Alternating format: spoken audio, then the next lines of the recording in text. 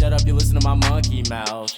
There's a companion when you got pun on the Konoha route. Hopped in a portal and got in a fight, Elias knocked him out. Bow, Naruto fighting style. Bow, UFC he tapped out. Bow, we win, we get crowned. Monkey mouth, monkey mouth, monkey mouth, monkey mouth.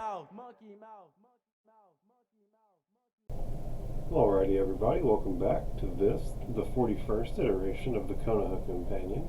This is Joshua, as always, and I'm your Konoha Companion. And on this episode, we're going to be covering episode 40 of Naruto, entitled Kakashi and Orochimaru Face to Face. Before I dive too far off into that, though, I do want to go over what happened on the previous episode in my own words kind of briefly, just to make sure we're all caught back up. So, Yoroi and Sasuke fought. Sasuke kicks Yoroi off of him, and he winds up using a variation of the attack that Bushibrow used on him in the past, the primary Lotus, to defeat Yoroi. He's able to do so because he used his Sharingan during the fight with Rock Lee. Mid-attack, his Curse Mark acts up, but he's able to force it back just with like the force of his own will, which blows the minds of everybody who's looking at the situation and knows what's going on. Naruto also notices this, but Sakura winds up covering for Sasuke and acting like nothing's going on. Sasuke wins the fight with the Lion's Mirage, which is again a variated form of the primary Lotus that he got from using his Sharingan on Rock Lee whenever Rock Lee used it on him before they entered the Chunin exams.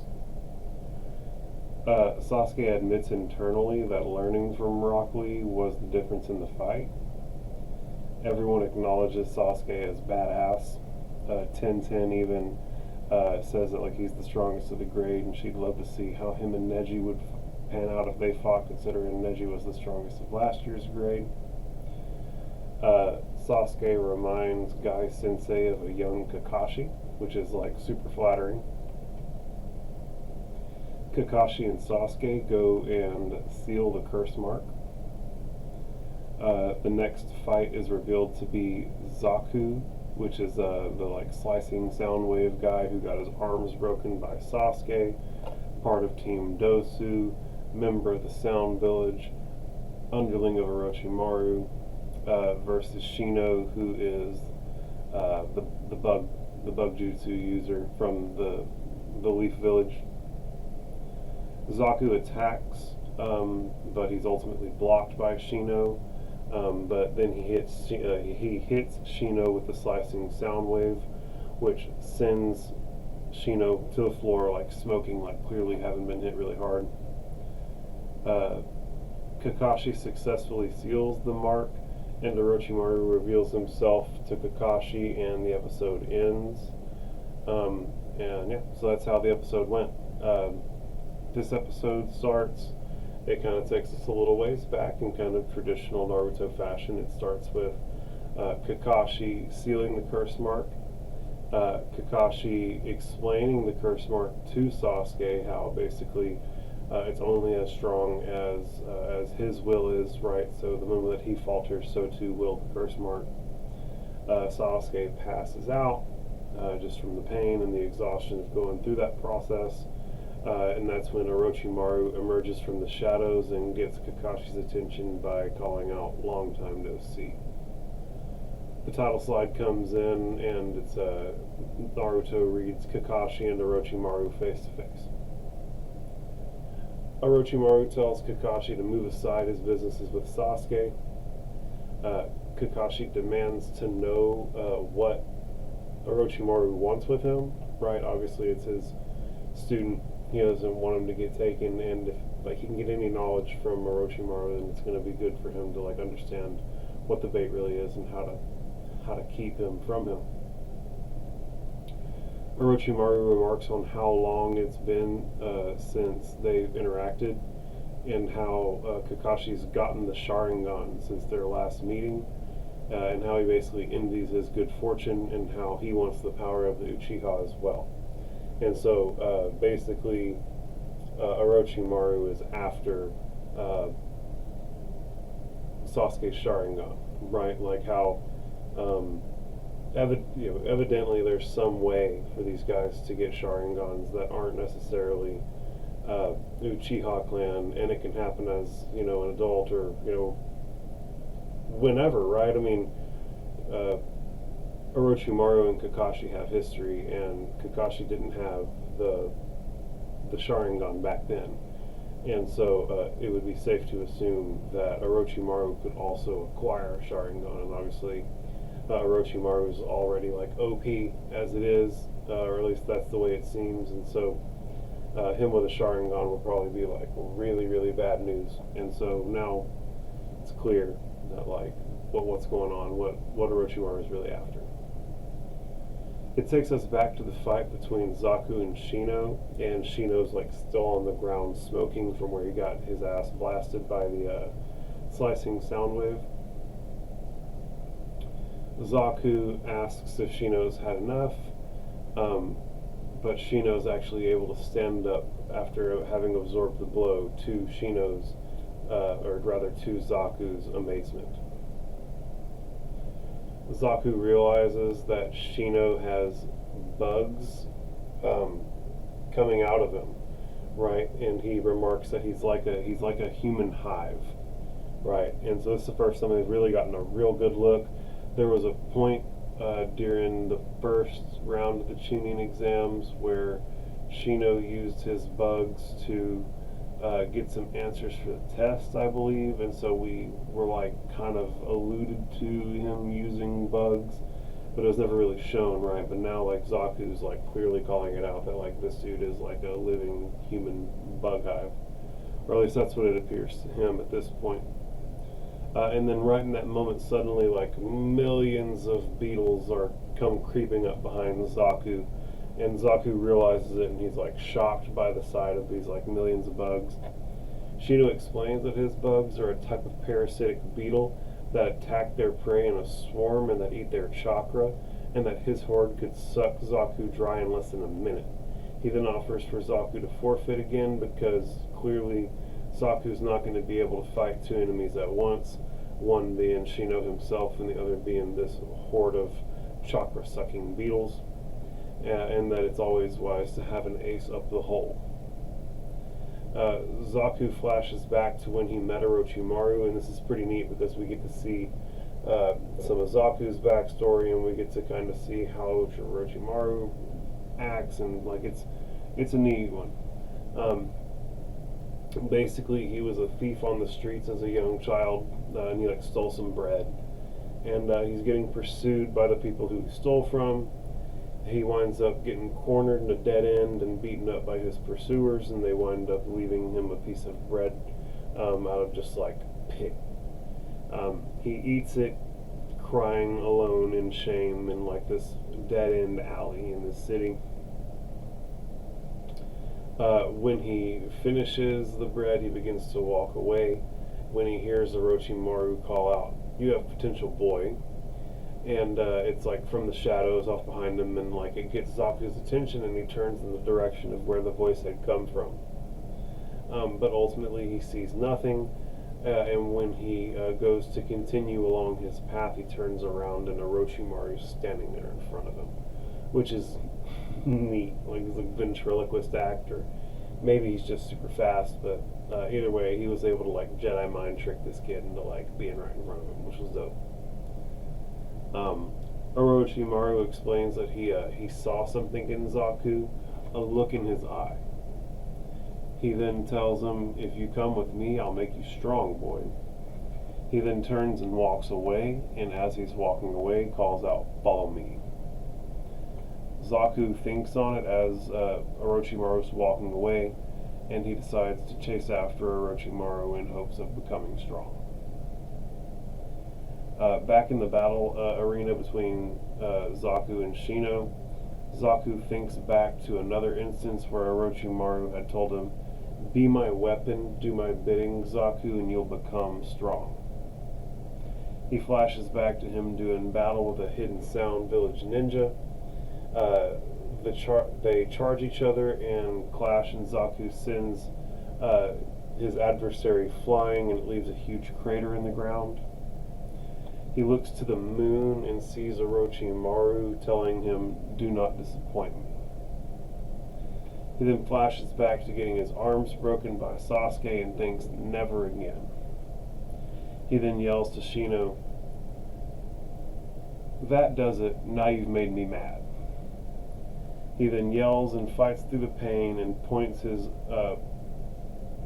broken but too broken of arm to not work. He flexes and busts it out of his little sling and points one hand at the horde and one hand at Shino. He then laughs and mocks, "Like you said, always have an ace in the hole, right?" Dosu laughs internally, thinking it was all a ploy to make him think he only had one good arm. I don't know if that was necessarily the case. I don't know if he actually only had one good arm and he just, through force of will, made it so that he could use his other arm, or if he was kind of playing possum the whole time. I don't really know. Back at the Orochimaru and Kakashi standoff, Orochimaru reveals that he's the force behind the Sound Village. He literally created it. He also reveals that to get what he wants, he's willing to use as many people as he needs to, like chess pieces, getting pawns to do his bidding. Right? Real ugly, narcissistic type of shit. And at this point, when he's referring to using people as pawns, it flashes to Zaku yelling as he's going to blow Shino away.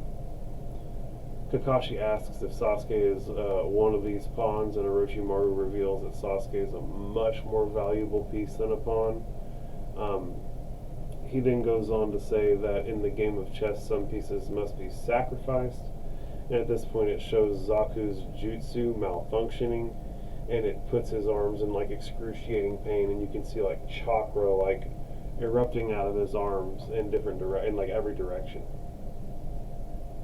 Shino reveals that he had his bugs clog up Zaku's wind holes, and that one ace up the sleeve is good, but that two is better. So, it's great. Shino said it's good to have an ace up the sleeve. Zaku called back to that, and then Shino won up to him. So it was clever writing in the show. At this point, it takes us back to the standoff between Orochimaru and Kakashi, where Orochimaru steps towards Kakashi, and Kakashi at that point demands for him not to come any closer, and he busts out his Chidori, which is his ball of lightning chakra that he holds in his hand that he took out Haku with. He then tells Orochimaru that he doesn't care if he's one of the legendary Sannin, the three shinobi of legend. If he takes one more step towards Sasuke, one of them will die there. And so this is a really badass moment.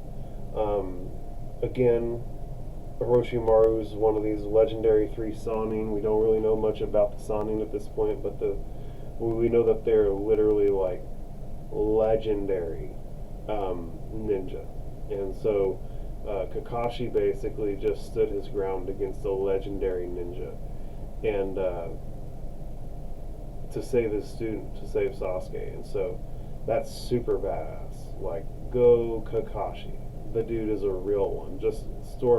Remember how badass Orochimaru was during the Forest to Death? The way just the glare from him shook everybody, gave them the fear paralysis, and Kakashi just stared that dude right in the eyes and was like, "One of us gonna die here if you keep fucking with me, if you keep coming to try and get Sasuke." And so dude's got balls of steel is the only way to really put it.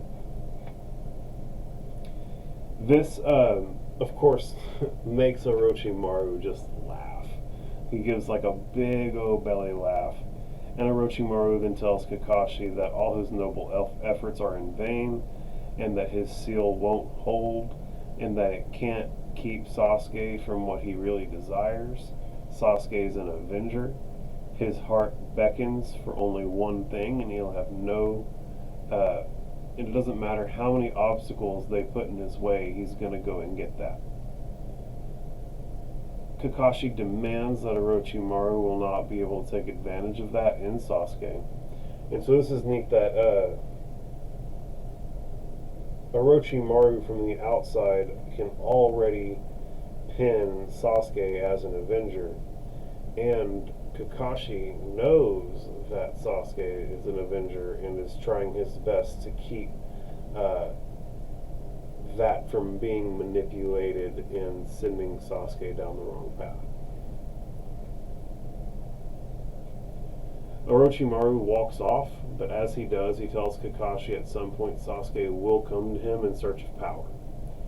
And so it looks like Kakashi did it at this point, right? Like the legendary Sannin, like turned tail. But it is a little unsettling that he's saying that of Sasuke's own volition, he's going to come and seek out Orochimaru so that he can acquire what he's looking for, which is ultimately the strength to be an appropriate Avenger. He then suddenly stops walking and admits that this plan would all fall apart if Kakashi were to kill him right then and there, and dares Kakashi to take his shot while his back is turned. Kakashi hesitates for a second, and Orochimaru disappears into the shadows. And so, man, Orochimaru is like a scary dude. Like, literally had his back to Kakashi and was like, hit me if you think you can, bro. Like, you can stop my plan right now if you can kill me. And Kakashi decided not to go in for the kill, right? Like, let's just save Sasuke right now, get Orochimaru out of here, and we'll regroup. And so, we all have mad respect for Kakashi at this point, right? He's the one who took out Haku and them, and is like a really, really talented ninja. And he, at the end of the day, when he had the opportunity, was like, I'd rather not fight Orochimaru. So let's just keep in mind, like, where the hierarchy is right now for everybody. He then thinks to himself, one of us will die here? I must have been out of my mind. Which might be true. Back in the battle arena, the proctor of the third exam, Hayate Gecko, the one with the cough, looks over Zaku's injuries, which are significant. His arms are all jacked up from the beetles clogging up his air holes, forcing the jutsu to rip holes in his arms. And he determines that Zaku has had it and declares Shino as the winner. And it like blew holes in his arms, my dude. Like, it like literally, imagine he's trying to shoot a jet stream of air out of his hand hole, and all of a sudden it's clogged, which has made his forearms act like balloons, and pipe forearms for a second until they popped. And that's what he's dealing with right now. So not only are his arms broken, but now he's had his air holes blow apart his arms. So Zaku's in like a really bad way after the tuning exams. He did not have a good day at the office when it went to the tuning exams, to say the least.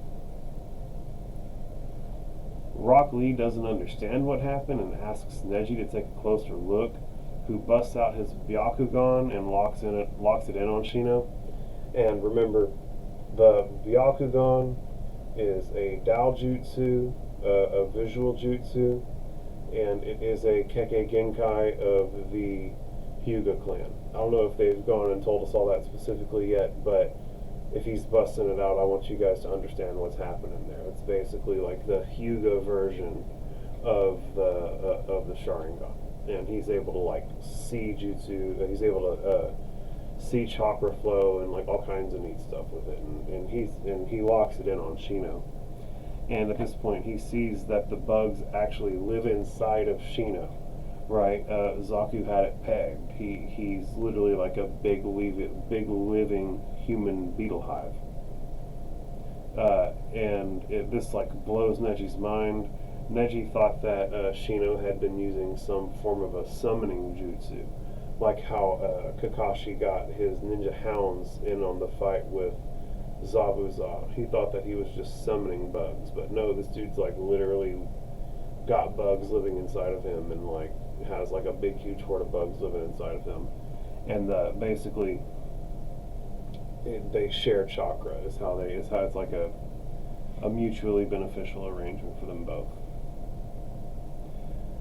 Lee, Neji, and Guy Sensei discuss a legend of a bug-taming clan in the leaf who allows bugs to live inside of them and eat off their chakra in exchange for obedience and help in battles.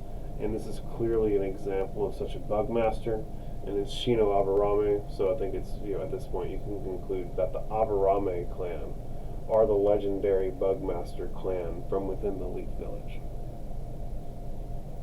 Dosu and Keen talk amongst themselves as the medical crew gets Zaku out of there. Keen doesn't understand what happened, so Dosu explains that Shino used his bugs to clog the holes earlier in the fight, and that the primary exit for the air was blocked and it all built up inside of his arms, and eventually something had to give. It basically turned his arms into balloons and popped them, as I said earlier. Dosu admits they had little in common, him and Zaku that is, but he fully intends to even the score just for Zaku, and he laughs maniacally, right? Like he's got a whole new motivating factor. Like, I didn't have a whole lot in common with Zaku, but he's my comrade, and now I gotta get him back for Zaku. Naruto yells excitedly that Shino's good. You wouldn't expect that with him being all quiet, and that he can't wait to get his shot at him. Sakura thought Shino was weird before, but now it's even worse, right? He's like a bug hive. Shino heads back into the stands where Hinata and Kiba, his teammates on Team 8, try and congratulate him, but Shino just kind of calmly says for them to go do the same. Kiba angrily thinks to himself, who died and made him team leader? So at this point you can see Kiba always kind of wants to be the leader, but he's feeling threatened by his teammate already. It's not like a super heavily spoken thing, but you can see it there. Hayate Gecko then announces that they're going to get going with the third match, when suddenly Kakashi appears behind Naruto and Sakura. Sakura immediately confronts Kakashi about Sasuke, asking how he is, and Kakashi promises he's fine and he's sleeping currently, but leaves out the fact that he's being kept under guard of the Anbu Black Ops. So I guess they're confident in Orochimaru having actually left. We know that through previous dialogue that an entire unit from the Anbu Black Ops has been previously unsuccessful in capturing or killing Orochimaru. So I feel like if Orochimaru really wanted to go back and get Sasuke, he'd probably be able to at this point, just based on what's already been divulged about his capacity versus the Anbu Black Ops. Back in the battle arena, though, the next fight is determined to be Kankuro, the older brother of Gaara of the Sand Siblings, and Tsurugi, the third member of Orochimaru's spy unit, with Kabuto and Yoroi pretending to be Leaf Shinobi. Baki, Kankuro's sensei, thinks Kankuro may underestimate his opponents one too many times. So I guess evidently Kankuro has a thing about being too cocky and underestimating his opponents, but can you really blame the guy whenever he's teammates with Gaara, and Gaara's out here turning people into blood rain, literally. So, it comes to the territory, I guess. But as Kankuro goes into fight, Baki's generally concerned about Kankuro maybe underestimating his opponent and not going his way. Gaara thinks of Kankuro as an idiot. It's always real short bits of dialogue with him, but you can tell how he feels. They square off, and Tsurugi warns that he ain't like Yoroi. He won't get careless even around kids. Tsurugi advises that Kankuro give up before he gets hit with his jutsu, and that if he does, he'll make it short and painless for him. Kankuro says that he was about to say the same thing, but he can't promise it'll be painless. And as he's saying this, he takes the thing off his back and slams it on the ground, has it here, real cool guy style with it. Hayate says, "Let the third match begin," and the episode ends. And that's a fantastic episode. I really enjoyed it. It was fun getting to learn more about Shino and what they have going on. But I have some notes here written down, so let's just go over them in the way that I wrote them so I don't step over my own toes. So Kakashi's a real one for being down to risk his life to protect Sasuke, right? Big ups to Kakashi. Literally busted out his Chidori and was like, "Alright, Orochimaru of the legendary Sannin, if you take another step towards my student, one of us is going to die here today."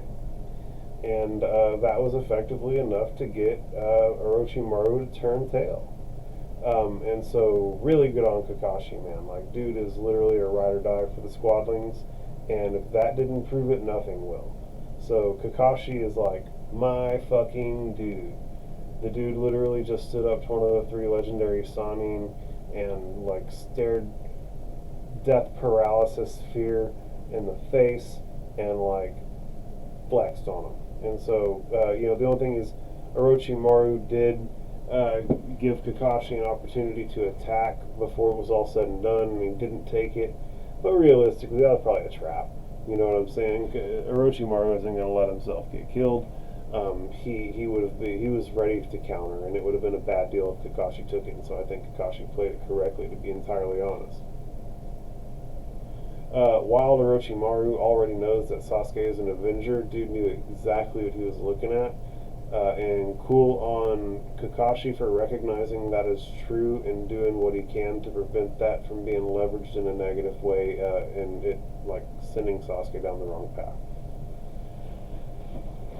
Kakashi wasn't born with the Sharingan. He didn't have it when him and Orochimaru had last interacted, and so he's come into the Sharingan somehow as of recent.